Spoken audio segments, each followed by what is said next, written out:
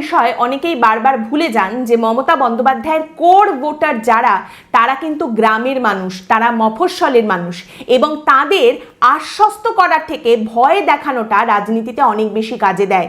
তাদের যদি এগুলো দিয়ে ভয় দেখানো যায় যে তোমার ভাষার ওপর আক্রমণ আসছে, তুমি বাংলায় কথা বলতে পারবে না, বাংলায় কথা বললে তোমায় ডিটেনশন ক্যাম্পে নিয়ে যাবে, তুমি যা খেতে চাও সেটা খেতে পারবে না, তুমি কিছু খেতে চাইলে তোমার দোকানপাট বন্ধ করে দেওয়া হবে, যেটা মমতা বন্দ্যোপাধ্যায় আজকে বলেছেন যে বিভিন্ন জায়গায় বলছে মাছ খাবে না, মাংস খাবে না, এখানে এসে একবার করো তো, করে দেখাও, দেখি কত সাহস আছে তোমার, এখানে করতে পারো কিনা দেখাও।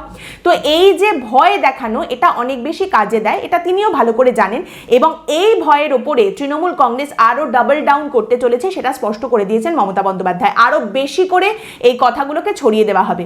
মুখ্যমন্ত্রী যেটা ঘোষণা করেছেন, 27শে জুলাই থেকে ভাষা আন্দোলন শুরু হবে। প্রত্যেক শনি রবিবার করে তৃণমূল কংগ্রেসের কর্মী সমর্থকরা এই বাংলা ভাষার উপরে যে আক্রমণ করা হচ্ছে বা বাঙালিদের ওপর যে আক্রমণ করা হচ্ছে তার প্রতিবাদে মিটিং মিছিল করবেন।